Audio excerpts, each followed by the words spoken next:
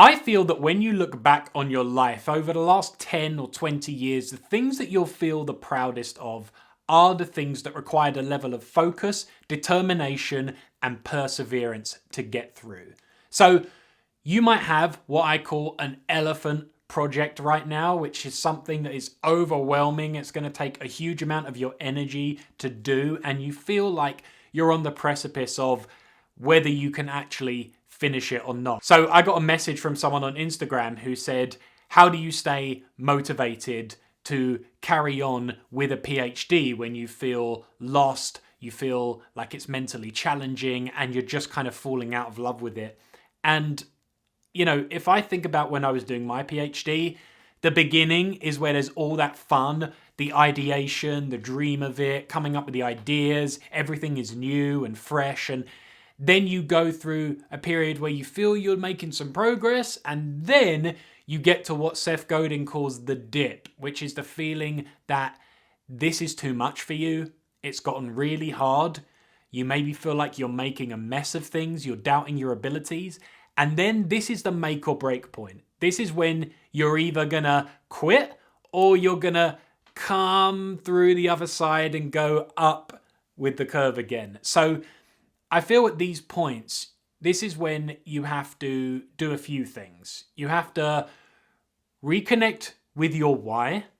You have to remember, why did I even want to do this in the first place? And that's a big question. But, you know, I remember running a marathon, and I remember going out one day for my training, and I got to 13 miles. I aspired to do 17 miles on this run. I got to about 13. My muscles were shot. My body felt completely sore, and I just gave in. I had nothing left in the tank, and I even got a taxi, hailed a taxi, and got it all the way back 13 miles back where I'd come from in London to go home.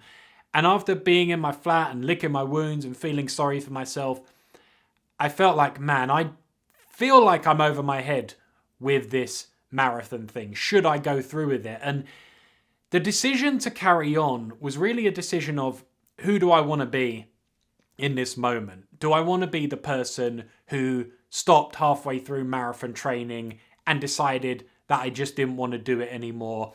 And not that there's shame in quitting. It can be very, very rational and smart to quit a bad thing, right? The sunk cost fallacy says you don't just spend more time on something because you've already spent time on it. Maybe you've got all the information you need and you say, I don't really care about this, or I don't need to do it. But I think this is where you have to dig deep and decide if this really matters to you and who you want to be in this moment. So with the marathon, I decided, you know what? I want to go and stand on that start line and run my race. And I don't know how that's going to go. I'm going to do all the training I can, and I'm going to put everything into what I can do on the day. And then I'm just going to let go. Like, maybe I'll get to the finish. I'll train as if I'm going to get to the finish. But if I don't, so be it. And that will be a fine story as well, that I actually showed up on the day. I did the training. I did the action.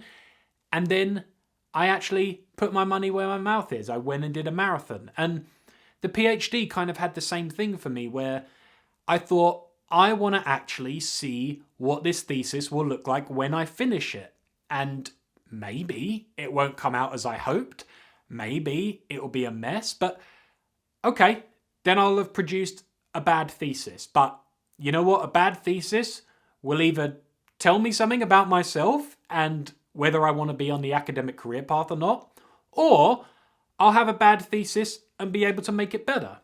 Or I'll actually have a decent thesis to work with. But I wanted to get to the end of that process to know how it was going to be by the end. My drive at that point was, I want to see if I can see this through to the end. And, you know, I wanted that symbolic piece of work to show what I had spent my time on. And I thought, you know, I'm going to feel really proud if I actually get closure on this process and finish it. I'm going to feel really proud of the actual object itself, the thesis that I worked on. And, you know, you also want to think about why you're still curious about this in terms of the actual, you know, love of the subject itself.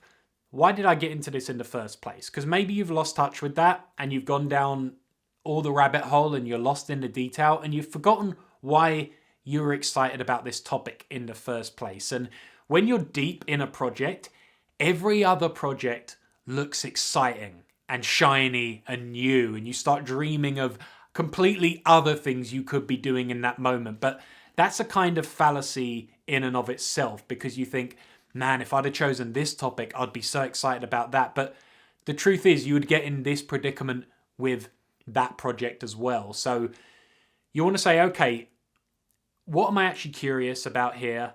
What questions are interesting to me, and why do I think it matters? And I've done that with blog posts I've been stuck with over the years, when I got stuck writing my own nonfiction book. Whenever that's happened to me, I've just said, why is it important that I give this information to people? Why is this something that's exciting? And can I get lost again just in the process of the sentence by sentence construction, line by line, just enjoying writing a paragraph today and keep it really, really small? With the marathon, it's like, can I actually do a good run today and just train, put in my hours, and then not judge myself so much? So part of this is just taking away your judgment or your self-doubt. Know that that self-doubt is just going to be with you because you are doing something that's at the edge of your potential, which is where the growth is. So it's usually a good sign. You have that moment where you're not sure if you can do this because you are challenging yourself. And that is a sign that you should go towards this thing. Now, it doesn't always mean that everything is worth finishing. There can be very, very good reasons to quit. I've talked about this in my podcast, the Speaking Generally podcast before. I'll link the episode below. There can be very good reasons to quit things. It can be liberating. It can set you free. It can give you time to focus on other things that really matter to you. But if you're in the middle of this PhD right now, and it just is a case that you're feeling that sense of frustration and self-doubt and it's tough, that doesn't mean, don't take that so seriously. It is part of the whole process. Everyone I know who did a PhD went through a major period of self-doubt. There's almost jokes about how everyone goes through like a breakdown throughout the process, and some people go through like a mini depression and a crisis, and they go to their supervisor nearly in tears or feeling like they've got a mess on their hands and they don't know how to get out of it. But if you can just say, this is just another step in me getting this right, and the sooner I finish this, the sooner I'm going to actually know what I am working with here. So just get up each morning, tackle the most difficult part, the part that's bothering you, the parts that's giving you stress, attack that head on, and just move forward in inches. And if you do that, you will eventually get it done. Just by plugging in each day, getting a little more done than the last day, it will eventually get there. But lower the bar. Just say, okay, today maybe I'm going to write a bad thesis, or I'm going to write an average thesis. Today I'm going to do an average run. When you do that, the pressure comes off and it just becomes about doing the action itself instead of thinking 8 steps ahead all the time. Let me know what elephant project, what big project that's giving you stress you have in your life right now. Let me know in the comments below. I'll share some resources that you can check out as well. That Seth Godin book. Have a look below.